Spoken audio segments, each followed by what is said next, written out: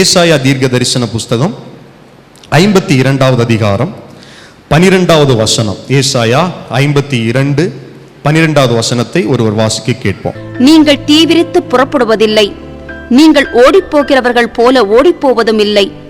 கர்த்தர் உங்கள் முன்னே போவார், இஸ்ரவேலின் தேவன் உங்கள் பிறகே உங்களை காக்கிறவராயிருப்பார். ஆமென். அல்லேலூயா சொல்லுங்கள். ஆமென். இந்த மாதம் ஆண்டுடைய பிரசன்னத்தை நாம் உணர்கிற மாதம். விசுவாசிக்கிறீங்களா? தேவனுடைய மகிமையை காண்கிற மாதம். இந்த மாதத்தில் கர்த்தர் நமக்கு வாக்கு கொடுக்கிறார். என் மகனே, என் மகளே, உனக்கு முன்பாக, உன் வாழ்க்கைக்கு முன்பாக, உன் பயணத்திற்கு முன்பாக, உன்னுடைய முயற்சிக்கு முன்பாக என்னுடைய சமூகம் செல்லும். அல்லேலூயா. கர்த்தர் நமக்கு முன்னால போனா நம்ம வாழ்க்கையில் இருக்கிற எல்லா தடைகளும் மாறும். எத்தனை பேர் விசுவாசிக்கிறீங்க? இந்த மாதம் நான் விசுவாசத்தோடு தேவ பிரசன்னத்துல நின்று, ஆண்டுடைய சமூகத்துல நின்று, இந்த மாதம் முதல் நாளில் அதிகாலையில ஆண்டுடைய வார்த்தை நான் உங்களுக்கு கொண்டு வருகிறேன். ஆண்டவர் உங்களுக்கு முன்னே போவார் என்றால் இத்தனை வருட காலம் உங்கள் வாழ்க்கையில் இருக்கிற எல்லா தடைகளும் மாறும். ஏன்னா வேதம் சொல்லுகிறது, தடைகளை உடைத்து போடுகிறவர் உங்களுக்கு முன்பாக செல்லுகிறார். கர்த்தர் தாமே உங்களுக்கு முன்னே போவார். ஹalleluya. எத்தனை பேருக்கு சந்தோஷமா இருக்கு? ஆண்டவர் எனக்கு முன்னால போவார். ஹalleluya. சில நேரத்தில் நாம நினைக்கிறோம், எனக்கு முன்னால எங்க போகணும்னு எனக்கு தெரியல, பாதையே தெரியல, இருளா இருக்கு, அந்தகாரமா இருக்கு. நான் கர்த்தருடைய வார்த்தையை முன்னிட்டு சொல்றேன், ஆண்டவர் உங்களுக்கு முன்னால போவார்னா அடைபட்டிருக்கிற வாசல்கள் எல்லாம் தானாய் திறக்கும். அல்லேலூயா. அப்போஸ்தலர் நடபடிகள் ஆண்டுடைய வார்த்தை சொல்லுகிறது, ஆமென், தேவனுடைய பிள்ளைகளுக்கு முன்பாக கதவுகள் எல்லாம் தானாய் திறவுண்டது. ஹalleluya. எத்தனை பேர் அந்த சென்சார் வச்ச டோர் பார்த்திருப்பீங்கன்னு எனக்கு தெரியல. நாம பக்கத்துல போன உடனே ஒரு ஆள் வருது, ஒரு ஹியூமன் பாடி வருது அப்படின்னு அது டிடெக்ட் பண்ணி, அது சென்ஸ் பண்ணி, அது தானா திறந்து விடும். அது போல தேவ பிரசன்னத்துக்கு முன்னால எந்த தடையும் நிக்க முடியாது. ஹalleluya. ஆமென். ஆசாரியர்கள் தங்களுடைய தோள்களில உடன்படிக்கை பெட்டியை சுமந்து யோர்தானில் அவருடைய கால் பட்ட உடனே சீறிக்கொண்டிருந்த யோர்தான் தானாய் திறந்தது. காரணம் என்னன்னா, அவர்களுக்கு முன்பாக போனவர் சேனைகளின் கர்த்தர், பெரியவர், உன்னதர், சிறந்தவர். ஹalleluya. அந்த கர்த்தர் இன்றைக்கு வாக்கு கொடுக்கிறார், என் மகனே, உன் வாழ்க்கையில உனக்கு முன்பாக என் பிரசன்னம் செல்லும். ஆமென். அது மாத்திரம் இல்ல, 2 விதமான ஆசீர்வாதங்கள் இந்த வசனத்துல வாசிக்க கேட்டோம். ஒன்னு, ஆண்டவர் நமக்கு முன்பாக போகிறவர். முன்னால போறாருன்னா தடமாறும், வழி காட்டுவார், வழி நடத்துவார். இரண்டாவது பாருங்க, தேவன் உங்கள் பிறகே உங்களை காக்கிறவராக இருப்பார். முன்னால போறவர் மட்டும் இல்ல, நான் முன்னால போறேன், நீ கேடு கட்டும் வா என் பின்னால், அப்படி இல்ல, உன்னை நான் பின்னாலே இருந்து உன்னை சத்துருக்களுடைய கைக்கு நீங்களாக்கி பாதுகாப்பேன், பிசாசுடைய கைக்கு நீங்களாக்கி பாதுகாப்பேன், வியாதியுடைய கைக்கு நீங்களாக்கி பாதுகாப்பேன், உபத்திரமுடைய கைக்கு நீங்களாக்கி பாதுகாப்பேன். அல்லேலூயா. இந்த 5வது மாதத்துல ஆண்டவர் 2 விதமான ஆசீர்வாதங்களை நமக்கு சொல்றாரு. முக்கியமான ஆசீர்வாதம் ஒண்ணு, நமக்கு முன்பாக போகிறவர். இன்னொன்று, நமக்கு பின்னாலே இருந்து நம்மை பாதுகாக்கிறவர். எத்தனை பேர் விசுவாசிக்கிறீங்க? எத்தனை பேர் வாஞ்சிக்கிறீங்க? எத்தனை பேர் எதிர்பார்க்கிறீங்க? இந்த மாதத்துல கண்டிப்பா எனக்கு கர்த்தருடைய பாதுகாப்பு வேணும், இந்த மாதம் மாத்திரமல்ல என் வாழ்நாள் முழுவதும் தேவனுடைய பாதுகாப்பு வேண்டும் என்று சொல்லுகிறவர்கள் ஒரு அல்லேலூயா சொல்லுங்கள். அல்லேலூயா, அல்லேலூயா. ஆழமா இந்த வேத பகுதியை நம்ம தியானித்து பார்த்தா, குறிப்பாக நீங்க ஏசாயா 40வது அதிகாரத்துல இருந்து, ஏசாயா 40வது அதிகாரத்திலிருந்து அந்த கடைசி அதிகாரம் வரையிலும் நீங்க வாசிச்சு பார்த்தா, புதிய ஏற்பாட்டின் ஒரு ஒரு முன்னுரையாக ஏசாயா தீர்க்கதரிசி மூலம் கர்த்தர் அநேக காரியங்களை பேசுகிறார். நீங்க 40வது அதிகாரத்துல யோவான் ஸ்நானகனுடைய பிறப்பை குறித்து எழுதப்பட்டிருக்கும். கர்த்தருக்கு வழியை ஆயத்தப்படுத்துங்கள், அவருக்கு பாதைகளை செவ்வை பண்ணுங்கள் எழுதப்பட்டிருக்கும். அதை தொடர்ந்து இயேசு கிறிஸ்துடைய ஊழியத்தை குறித்து எழுதப்பட்டிருக்கும். இயேசுவின் மேல இருந்த அபிஷேகத்தை குறித்து எழுதப்பட்டிருக்கும். இயேசு கிறிஸ்து தம்முடைய ஜனங்களை எப்படி பாவத்திலிருந்தும் சாபத்திலிருந்தும் அடிமைத்தனத்திலிருந்தும் விடுதலையாக்குவார் என்று எழுதப்பட்டிருக்கும். அதே போல நீங்க அடுத்த அதிகாரம் 53வது அதிகாரத்துல இயேசு கிறிஸ்துடைய பாடு மரணங்களை குறித்து எழுதப்பட்டிருக்கும். நீங்க தொடர்ந்து வாசிச்சு பார்த்தீங்கன்னா அதற்கு பிறகு ஆண்டுடைய அரசாட்சி இப்படி போய்கொண்டே இருக்கும். அதுல ஒரு முக்கியமான ஒரு வசனம் தான் இப்பொழுது நாம் வாசிக்க கேட்டோம். எனக்கு அன்பான ஆண்டுடைய பிள்ளைகளே, எகிப்தின் அடிமைத்தனத்தில் இஸ்ரவேல் ஜனங்கள் இருந்தார்கள். அதே போல பாபிலோனிய அடிமைத்தனத்திலும் இஸ்ரவேல் ஜனங்கள் இருந்தார்கள்.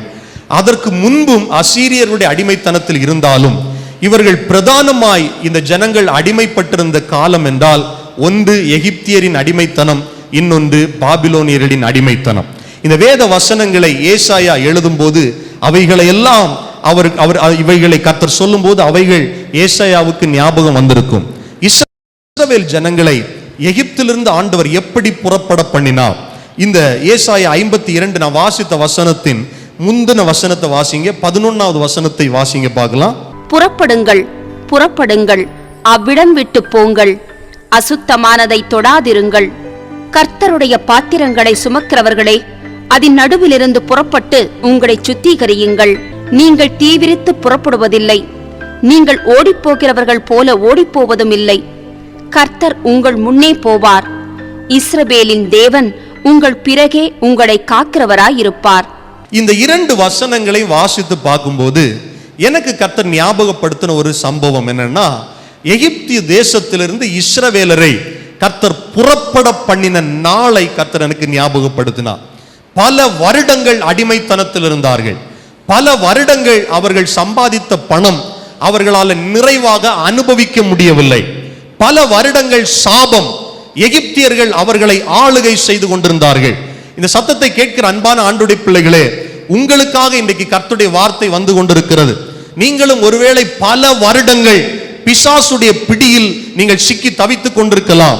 பிசாசுடைய போராட்டங்களிலே அகப்பட்டு கொண்டிருக்கலாம். ஏதோ ஒரு அடிமைத்தனம், அது பாவமா இருக்கலாம், ஒரு சாபமா இருக்கலாம், கர்த்தரோடு நெருங்க விடாம ஏதோ ஒரு அக்கிரம சிந்தைகளாக இருக்கலாம்.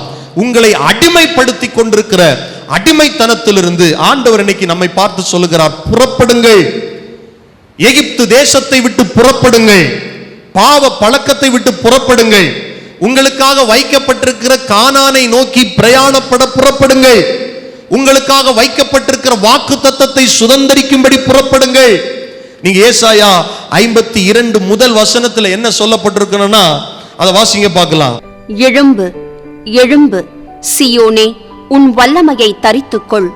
பரிசுத்த நகரமாகிய எருசலேமே, உன் அலங்கார வஸ்திரங்களை உடுத்திக்கொள். விருத்த சேதனம் இல்லாதவனும் அசுத்தனும் இனி உன்னிடத்தில் வருவதில்லை. தூசியை உதறிவிட்டு எழுந்திரு. எருசலேமே, வீற்றிரு. சிறைப்பட்டு போன சீகோன் குமாரத்தியே, உன் கழுத்தில் உள்ள கட்டுகளை அவிழ்த்துவிடு. சாபம், அக்கிரமம் என்கிற தூசிகள் எல்லாம் உதறிவிட்டு எழும்புங்கள். இன்னைக்கு நிறைய நேரத்தில் நாம சில காரியங்களுக்கு அடிமைப்பட்டு பழக்கப்பட்டிருக்கிறோம். சில தூசி நம்ம மேல இருக்கிறதையும் அறியாமல் இருக்கிறோம். சில நாற்றங்கள் நம்மிடத்திலிருந்து வீசிக்கொண்டிருக்கிறதை உணராமல் இருக்கிறோம். இந்த பகல் வேளையில, காலை வேளையில கர்த்தருடைய வார்த்தை நம்மை பார்த்து இந்த மாதத்தின் முதல் நாள்ல சொல்லுது, மகனே, மகளே, அக்கிரமத்தை விட்டு, சாபத்தை விட்டு, அடிமைத்தனத்தை விட்டு எழும்பு, புறப்படு. இன்னைக்கு இருக்கிற சாபம் அல்ல உன் வாழ்க்கையில நான் வச்சிருக்கிறது. இன்னைக்கு இருக்கிற தரித்திரம் அல்ல நான் உன் வாழ்க்கையில வச்சிருக்கிறது. இன்னைக்கு இருக்கிற பற்றாக்குறை அல்ல நான் உன் வாழ்க்கையில வச்சிருக்கிறது. இவைகளை உதறிவிட்டு புறப்படு, வாக்குத்தத்தத்தை சுதந்தரிக்க புறப்படு. இஸ்ரவேல் ஜனங்களை பார்த்து கர்த்தர் அதைத்தான் சொன்னார். இன்றைக்கு நீங்கள் படுகிற இந்த அடிமைத்தனம் அல்ல நான் வாக்களித்த தேசம், உங்களுக்காக நான் வாக்களித்தது கானான் தேசம்.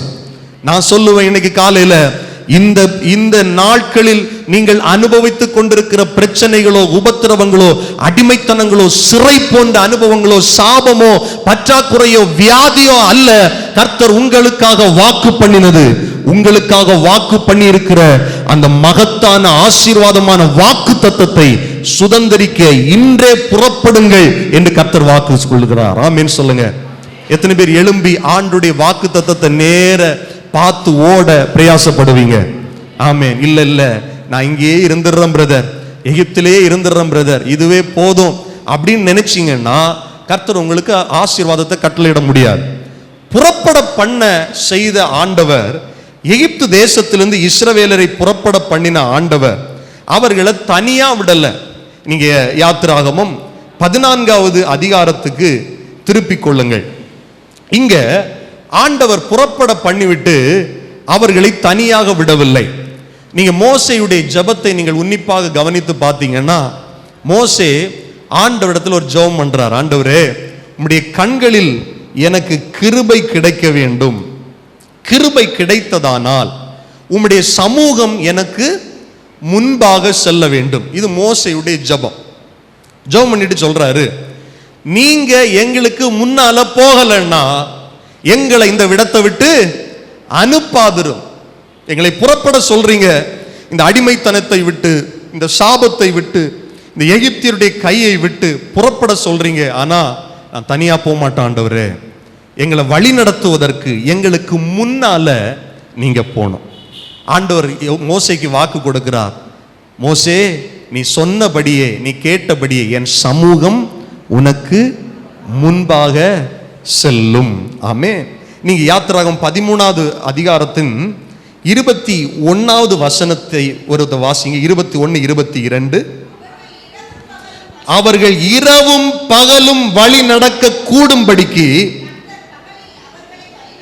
கர்த்தர் பகலில் அவர்களை வழி நடத்த மேக ஸ்தம்பத்திலும் இரவில் அவர்களுக்கு வெளிச்சம் காட்ட அக்கினி ஸ்தம்பத்திலும் அவர்களுக்கு எப்படி சென்றாரா? முன் சென்றார். இந்த மாத ஆண்டவர் நமக்கு சொன்ன வார்த்தை என்ன? கர்த்தர் உங்களுக்கு முன்னே போவார், முன்பே செல்லுவார். இஸ்ரவேலர்களை புறப்பட பண்ணினார். ஆமென். இஸ்ரவேலர்களை ஆண்டவர் வாக்கு கொடுத்தபடி சொன்னபடி பொன்னோடும் பொருளோடும் அத்தனை வருஷம், பைபிள் என்ன சொல்லுதுன்னா, அவ்வளவு வருஷம் அவங்க அடிமைத்தனத்துல, பிரச்சனையில, தரித்திரத்துல இருந்த நிலைக்கு ஏற்றவாறு கொள்ளையிட்டு, அதாவது பொன் பொருள் செல்வந்தர்களாக எகிப்து தேசத்திலிருந்து இஸ்ரவேலர்களை கர்த்தர் என்ன பண்ணார்னா புறப்பட பண்ணினார். புறப்பட பண்ணின ஆண்டவர், நான் வாசித்த வசனத்தின்படி, இரவும் பகலும் ஒரு இமைப்பொழுது கூட மிஸ் ஆகாம, ஒரு நொடி பொழுது கூட மிஸ் ஆகாம, எப்பொழுதும் இரவும் பகலும் அவர்களுக்கு முன்பாக சென்றார். அவர் தான் சொன்னார், உன்னை வெளியே வா, நான் உன்னை கானான் தேசத்துக்கு அழைத்து செல்லுவேன் என்று. ஆமீன். பெலிஸ்தியருடைய தேசத்தின் வழியாக அவர்களை நடத்தாமல், வேதம் சொல்லுகிறது, அவர்களை வனாந்தரத்தின் வழியாய் நடத்தினார். செங்கடலை தாண்டி நடத்தினார், யோர்தானை தாண்டி நடத்தினார். வாக்களிக்கப்பட்ட தேசத்தில் அவர்களை கொண்டு போய் விட்டார். அந்த வாக்களிக்கப்பட்ட தேசத்தில் அவர்களை கொண்டு போய் சேர்க்கும் வரையிலும் கர்த்தர் அவர்களை கைவிடவில்லை. பாதியில் மோசே கூட மரித்து போனார். ஆனா கர்த்தர் உயிரோடு இருக்கிறவராய் கர்த்தர் நடத்தினார். எத்தனை பேர் ஆமென் சொல்லுவீர்கள்? நம்மை புறப்பட பண்ணின தேவன், அடிமைத்தனத்திலிருந்து மீட்ட தேவன், நம்மை ரட்சித்த தேவன், நம்மை அபிஷேகம் பண்ணின தேவன், நமக்கு கிருபைகளை வரங்களை கொடுத்த தேவன், நம்மை ஆசீர்வதித்த தேவன் இன்றைக்கும் சொல்லுகிறார், நான் உன்னை விட்டு விலகுவதும் இல்லை, உன்னை கைவிடுவதும் இல்லை. புறப்பட பண்ணின தேவன் பாருங்க, இரவும் பகலும் வழி நடக்க கூடும்படிக்கு கர்த்தர் பகலில் அவர்களை வழிநடத்த மேக ஸ்தம்பத்திலும், இரவில் அவர்களுக்கு வெளிச்சம் காட்ட அக்னி ஸ்தம்பத்திலும் அவர்களுக்கு முன் சென்றார். 22வது வசனம், பகலிலே மேக ஸ்தம்பமும் இரவிலே அக்னி ஸ்தம்பமும் ஜனங்களிடத்திலிருந்து விலகி போகவில்லை. நம்ம ஆண்டவருடைய ஸ்பெஷாலிட்டி என்னன்னா, அவர் நம்மை விட்டு விலகாதவர். ஆமென். ரட்சிக்கப்பட்ட தேவனுடைய பிள்ளைகளுக்குள்ள பரிசுத்த ஆவியானவர் இருக்கிறார். அவர் நம்மை விட்டு விலகி போவதில்லை. சிலர் என்ன நினைக்கிறாங்க, ஆண்டவர் வெளியே போயிட்டு உள்ள வாரார், உள்ள போயிட்டு வெளியே வாரார். இல்லை, வாக்கு தத்தத்தில் அவர் உண்மை உள்ளவர். நான் உண்மை இல்லாதவனா இருந்தாலும் என் ஆண்டவர் வாக்கு தத்தத்தில் உண்மை உள்ளவர். இஸ்ரவேல் ஜனங்களை மேக ஸ்தம்பத்தினாலும் அக்கினி ஸ்தம்பத்தினாலும் வழி நடத்தின முன் சென்ற மகிமையின் மேகம், விலகாத மேகம் இன்றைக்கு என்ன வழி நடத்துகிறது. இந்த மாதத்தில் அதிகமாய் இந்த பிரசன்ஸை, இந்த நடத்துதலை நிச்சயமா நீங்கள் உணர்வீர்கள். ஆமென் சொல்லுங்க. அவர்களுக்கு முன்பாக சென்றார். எங்க போனோம், எங்க நிக்கணும். மேகஸ்தம்பம் நின்றுச்சுன்னா இவங்க நின்றுவாங்க, அக்கினி ஸ்தம்பம் நின்றுச்சுன்னா பாளையம் இறங்கிடுவாங்க. அதுபோல தேவனுடைய பிள்ளைகள் நமக்கு முன்பாக கர்த்தர் போறாருன்னா அவரை ஓவர்டேக் பண்ணி போகக்கூடாது. ஆமே. ஆண்டவர் சில நேரத்தில் சில காரியங்கள் நமக்கு கைகூடி வரும்போது, ஒண்ணுமே இல்லாத போது கர்த்தரை சார்ந்து கொள்ளுறோம். சில காரியங்கள் நமக்கு கைகூடி வரும்போது உடனே நமக்கு என்ன வந்துடுது, செல்ஃப் கான்ஃபிடென்ட் வந்துடுது. அதனால நாமளாவே என்ன பண்ணிடுறோம், சில காரியங்களை ஆண்டவருக்கு முன்னால போய் செஞ்சிடறோம். அப்படி கூடாது. கர்த்தர் வாக்கு கொடுக்கிற, நான் உனக்கு முன்னால போவேன் அப்படின்னா, நான் உனக்கு முன்னால போயிட்டு இருக்கும்போது சில நேரத்தில் உன்னை நிக்க சொல்லுவேன். அங்க என்ன பண்ணணும்? நீ நிக்கணும். இஸ்ரவேலர்களை வெளியே கொண்டு வந்து கண்டினியூஸா கர்த்தர் நடத்தி கொண்டே போகவில்லை.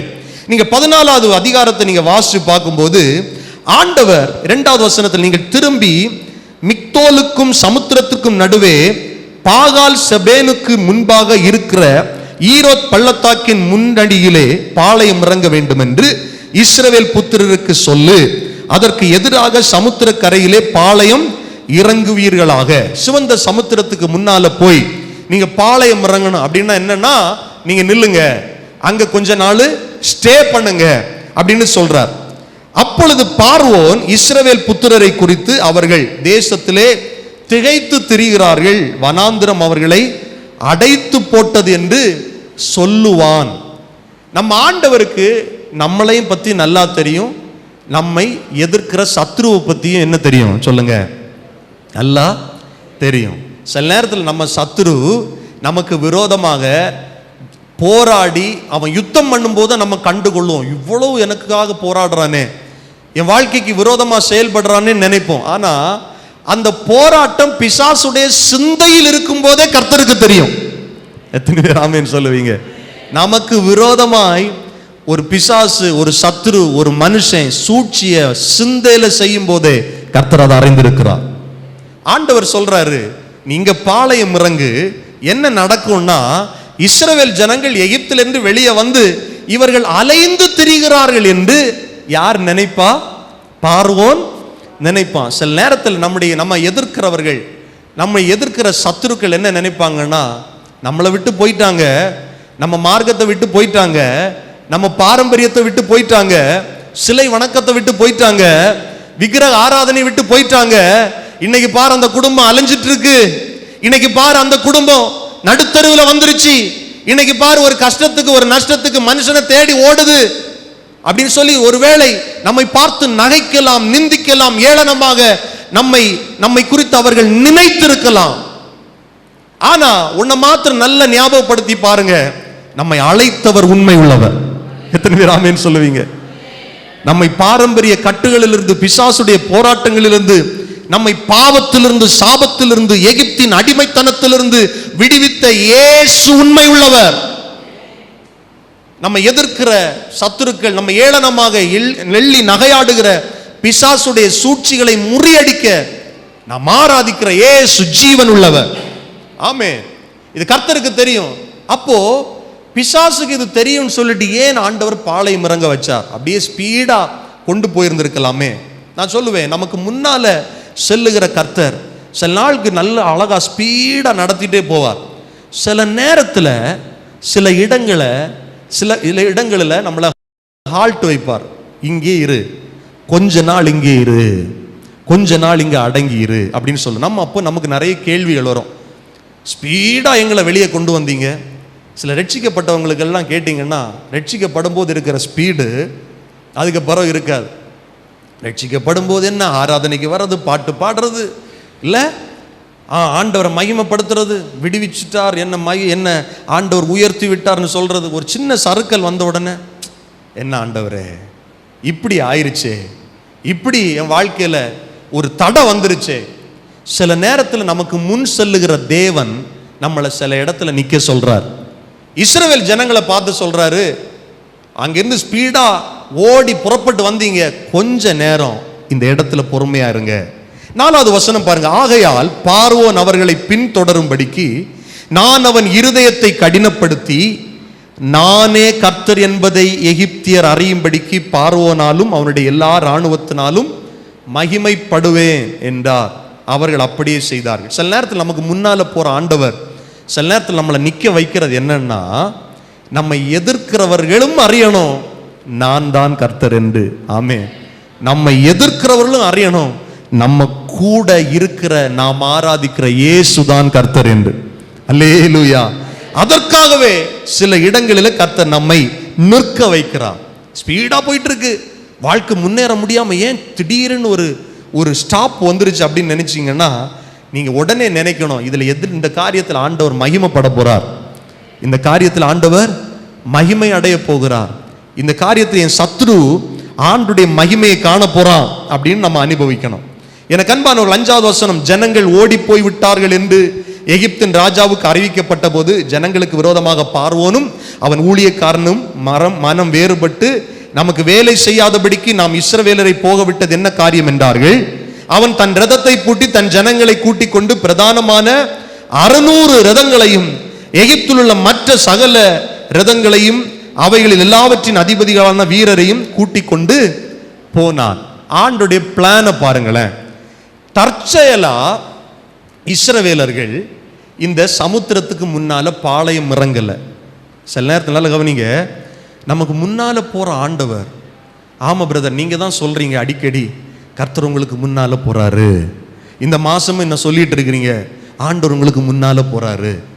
ஆண்டவர் எங்களுக்கு முன்னால போனா ஏன் ஆண்டவர் இந்த வழியா நடத்தணும்? எவ்வளவோ வழி இருக்கு. ஈஸியா கானானுக்குள்ள போறதுக்கு அழகான வழி இருக்கு. ஆனா ஏன் இந்த சமுத்திரத்தின் வழியா நடத்தணும்? அதுவும் பார்வோன் வரதுக்கு முன்னால சமுத்திரத்தை பிளந்து எங்களை வழி விட்டுருக்கலாம்ல. இங்க இருங்க அப்படின்னு சொன்னா எங்க இப்போ நம்ம மேல இருந்து இப்படியே புறப்பட்டு போறோம்னு வச்சுக்கோங்களேன். கரெக்டா பீச் வந்த உடனே ஆண்டவர் இங்க இருங்கன்னு சொல்றாரு. அங்க நம்ம வெயிட் பண்றோம். எதுக்கு சொல்றாரு? அங்கேயே தான் வழி இல்லையே அப்படின்னு நிறைய நேரத்தில் நம்ம நினைப்போம். ஏன் இங்க இருக்க சொல்றாரு? இங்க தான் ஒரு வழியும் இல்லையே. பிசினஸுக்கு வழி இல்லை, பிள்ளைகளுக்கு ஆசீர்வாதத்திற்கு வழி இல்லை, கல்விக்கு வழி இல்லை, ஏன் இங்க உட்கார வச்சிருக்கிறான்னு நிறைய நேரத்தில் நமக்கு சிந்தனை தோணும். ஆண்டவர் தான் உண்மையில நடத்துறாரா? உண்மையிலே ஆண்டவர் தான் எனக்கு முன்னால போனாரா அப்படிங்கிற சிந்தைகள் வரும். யோசிச்சு பாருங்க, இங்க இருக்கிறாங்க. இப்ப பார்வோனுடைய இருதயத்தில் ஒரு சிந்தை. பார்வோன் கொஞ்ச ரதம் இல்லை, 600 ரதங்களை, எகிப்தில் இருக்கிற மற்ற ரதங்கள் எல்லாவற்றையும் கூப்பிட்டு வீரரையும் கூட்டி அவனுடைய இருதயம் கடினப்பட்டு இஸ்ரவேலர்களை பிடிக்கிறதுக்காக பின்னால இருந்து வரான். நல்ல கவனிங்க, இவங்க எகிப்திலிருந்து புறப்பட்டு வெளியே வந்துட்டாங்க. வெளியே வந்துட்டு ஒரு இடத்துல இருக்கிறாங்க.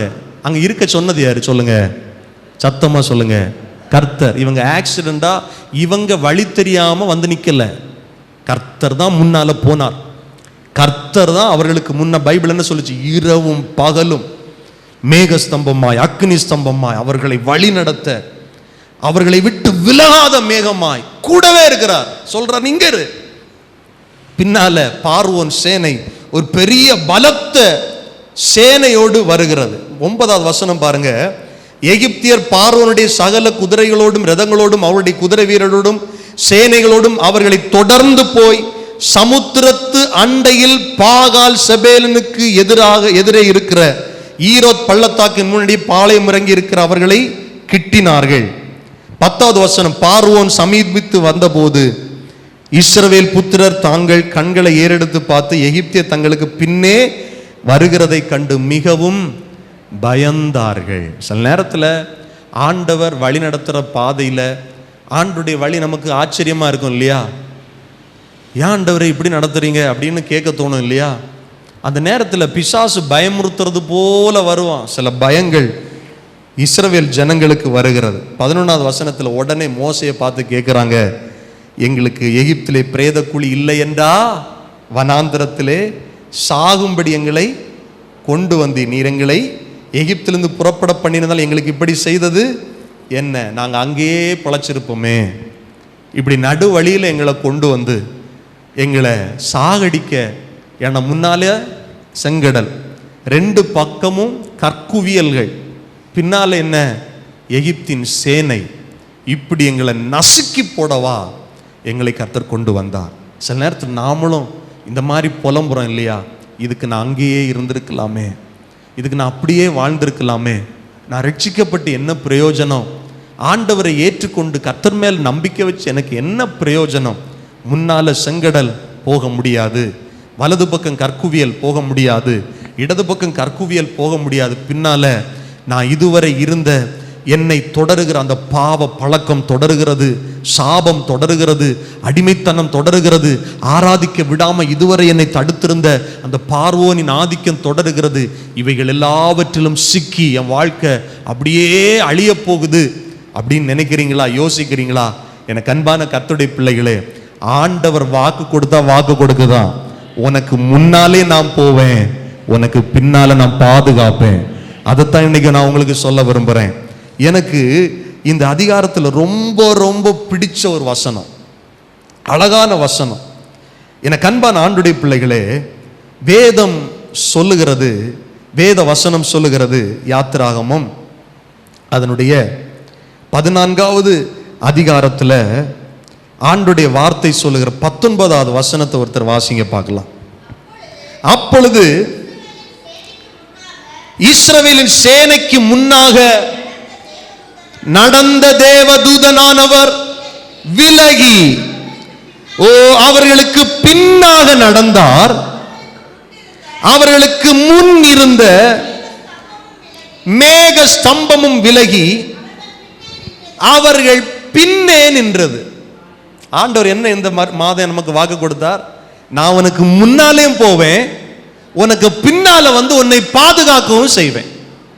இப்ப இஸ்ரவேலர்களுக்கு முன்னால கர்த்தர் நிற்கிறார். அது இஸ்ரவேலுக்கு நல்லா தெரியுது. ஆண்டவர் எகிப்திலிருந்து அப்படியே வழி நடத்தி விடுகிறார். முன்னால மேகஸ்தம்பம் போயிட்டே இருக்கு, அதுக்கு பின்னால இவங்க வந்துகிட்டே இருக்கிறாங்க. மேகஸ்தம்பம் நின்றுச்சு, இவங்க நின்னாங்க. அக்னி ஸ்தம்பம் நின்றுச்சு, நின்னாங்க. மேகஸ்தம்பத்துக்கு முன்னால என்ன இருக்குன்னா செங்கடல் இருக்கிறது. அதுக்கு பின்னால அவர்களை பின்தொடர்ந்து இஸ்ரவேலர்கள் நிற்கிறாங்க. அதுக்கு பின்னால பார்வோனும் ராணுவமும் வந்து கொண்டிருக்கிறது. பயந்துட்டு இருக்கிற தேவனுடைய பிள்ளைகளுக்கு காக்கிற அரணாக ஆண்டுடைய வார்த்தை எவ்வளவு அழகா இருக்கு பாருங்க. முன்னால போயிட்டு இருந்த தேவ தூதனானவர் அப்படியே விலகி அவர்களுக்கு பின்னால வந்து நிற்கிறார். எத்தனை பேர் ஆமேன்னு சொல்லுவீர்கள்? நான் ஆராதிக்கிற ஆண்டவர் எனக்கு மிகுந்த அரணாக இருக்கிறார், கோட்டையாக இருக்கிறார். அவருக்கு எனக்கு முன்னாலே இருக்கிறார், எனக்கு பின்னாலே இருக்கிறார். நான் விசுவாசிக்கிறேன். என் வலது பக்கத்தில் இருக்கிறார், என் இடது பக்கத்தில் இருக்கிறார். ஒரு தேவ மனிதன் போகும்போது அவனை சுற்றிலும் தேவ பிரசன்னம் இருக்கிறது. பிசாசு ரைட்லயும் வர முடியாது, லெப்ட்லயும் வர முடியாது, முன்னாலே வர முடியாது, என் பின்னாலே இருந்து என்ன தாக்க முடியாது. எத்தனை பேர் ஆமென் சொல்லுவீர்கள்? அநேக நேரத்தில் தேவனுடைய பிள்ளைகளுக்கு புறமுதுகுல தான் பிரச்சனை வரும். பின்னாலதான் பிசாசு என்ன பண்ணுவான்?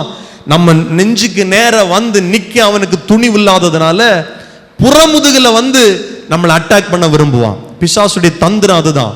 ஏவாளை வஞ்சித்தது நேரே வந்து நான் பிசாசுன்னு வந்து சொல்லல, அவன் பின்னால வந்து தான் பிரச்சனை பண்ணான். பார்வோனின் சேனையும் பின்தொடர்ந்து வருகிறது.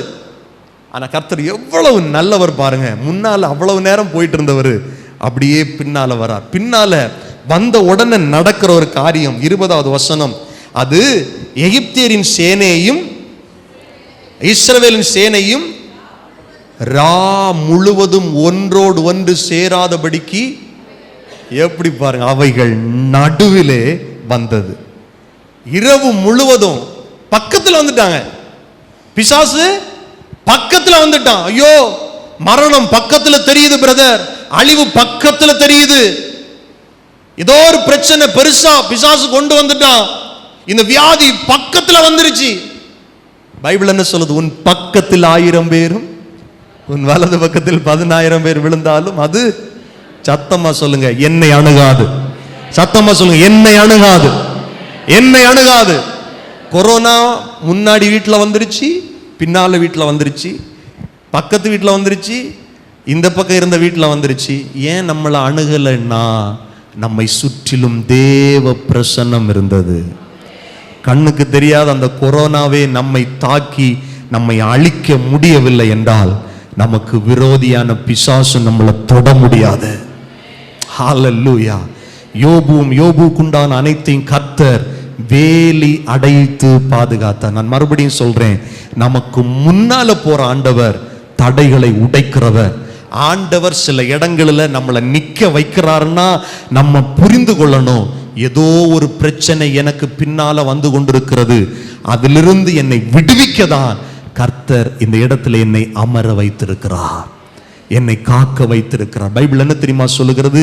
தீங்கு நாளில் அவர் நம்மை தமது கூடார மறைவில் எப்படி வச்சிருக்கிறாரான்னா ஒளித்து வைத்திருக்கிறார். சத்தமா சொல்லுங்க, மறைத்து வைத்திருக்கிறார், ஒளித்து வைத்திருக்கிறார். அல்லேலூயா. எலியாவுடைய வாழ்க்கையில பிரயாணத்தில் ஒரு தடை. ஆண்டவர் சொன்னார், கேரித்தில் நீ உன்னை ஒளித்து கொண்டிரு, மறைத்து கொண்டிரு. அப்படின்னா ஆண்டவர் அவனை பாதுகாக்கிறார்னு அர்த்தம். அந்த பாதுகாப்புல தான் நிறைய போஷிப்பு இருக்கும், ஆச்சரியமான நடத்துதல் இருக்கும். இரவு முழுவதும் பாருங்க, அவர்களை அதுவரைக்கும் பின்தொடர்ந்து வந்த அந்த பெரிய சேனை அவங்கள டச் பண்ண முடியல. ஆமென். கர்த்தருடைய வாக்குத்தத்தம் என்ன? உன்னை தொடுகிறவன் என் கண்மணியை தொடுகிறான். ஆண்டவரை தாண்டி தான் நம்மளை தொட முடியும். ஆமென். அவரை யாராவது தாண்ட முடியுமா? நிச்சயமா முடியாது. ஆமென். என்ன ஆயிருச்சு? பைபிள் இன்னும் டீட்டெயிலா எழுதப்பட்டிருக்கு பாருங்க. எகிப்தியருக்கு அது மேகமும் அந்தகாரமுமா இருந்தது, இஸ்ரவேலருக்கோ அது இரவை எப்படிங்க? மேகமும் அந்தகாரமுமா யாருக்கு இருந்துருச்சு? எகிப்தியருக்கு. இஸ்ரவேலர்களுக்கு ஏன்னா அது நைட்டு. பைபிள் சொல்லுது பகலிலே தேவனுடைய பிள்ளைகளுக்கு மேக ஸ்தம்பம் போகும். ஏன்னா ரொம்ப இந்த இப்போ நேற்றுக்கு 2 நாளா கொஞ்சம் மழை அப்படி இப்படி இருந்ததுனால கொஞ்சம் நமக்கு கிளைமேட் கொஞ்சம் சேஞ்ச் ஆயிருக்கு. அதுக்கு முன்னால எப்படி இருந்துருச்சு? வெயில். ஆமாம், காலையில் 8 மணிக்கெல்லாம் வேலையை முடிச்சுட்டு காலையில் 5 மணிக்கு எழும்பி வெளியே ஏதாவது வேலை இருந்தால் 8 மணிக்கு முன்னாடி முடிச்சுட்டு வீட்டுக்கு வரணும். ஈவினிங் 5 மணிக்கு மேலே தான் வெளியே போகணும். அந்த மாதிரி வெயில் இருந்தது. இஸ்ரவேலர்களுக்கு அந்த வெயிலின் உஷ்ணம் தாக்கம் தெரியாத அளவுக்கு ஆண்டவர் மேகஸ்தம்பத்தினால் அவர்கள் வழி நடத்தினாராம். எப்படி இருந்திருக்கும் பாருங்க. ஆனால் நைட்டில் என்ன, பிள்ளைங்கள்லாம் இருக்கிறாங்க, பனி வந்துடும், காய்ச்சல் வந்துடும், இன்னும் இரவுல வெளிச்சம் இருக்காது அப்படின்னு சொல்லி அப்படியே ஆண்டவர் அக்கினி ஸ்தம்பமா மாறுறார். ஆண்டவர் பகலில் மேகஸ்தம்பமாகும், இரவுல அக்கினி ஸ்தம்பமா. இதுக்கு எகிப்தியருக்கு நேரே உல்டாவா நடக்குது. பிசாசுக்கு நேரே எப்படி நடக்குது? மாறி நடக்குது. ஏற்கனவே இரவு அந்தகாரம், இன்னும் இப்போ மேகஸ்தம்பமாய் அக்கினி ஸ்தம்பமாய் இஸ்ரவேலை வழி நடத்தின ஆண்டவர் அப்படியே திரும்பி இஸ்ரவேல் ஜனங்களுக்கு அக்கினி ஸ்தம்பமா காண்பிக்கிறாரு. அவர்களுக்கு மேகமும் அந்தகாரம், ஏற்கனவே இருட்டு, இவங்களை தொட முடியல, கண்களில பார்வை இல்லை, ஒரே இருட்டு. எப்படி இருக்கு யோசிச்சு பாருங்க. நம்ம ஆண்டவர் எப்படி வழி நடத்துகிறார் என்று கொஞ்சம் தியானிச்சு பாருங்க. நம்மளை கர்த்தர் பாதுகாக்க இறங்கிட்டாருன்னா பிசாசுக்கு கலக்கம் வந்து விடும். எத்தனை பேர் ஆமீன் சொல்லுவீர்கள்? இப்போ மோசே தன் கையை சமுத்திரத்தின் மேல் நீட்டினான். அப்பொழுது கர்த்தர் முழுதும் பலத்த கீழ்காற்றினால், ஆண்டவர் எப்பவுமே பாருங்க கண்டினியூஸா நமக்காக அவர் வேலை செஞ்சுக்கிட்டே இருப்பார், நமக்காக அவர் காரியங்களை நடப்பித்து கொண்டே இருப்பார். நைட்டு முழுச இங்க ஒரு வேலை நடக்க, என்னன்னா சத்துருக்களுக்கு கண்ணு தெரியல, அவங்கள இஸ்ரவேலர்களை தொட முடியல, திக்கு முக்கு ஆடிட்டு நிக்கிறாங்க. அதே நேரத்தில் இன்னொரு காரியம் நடக்கிறது.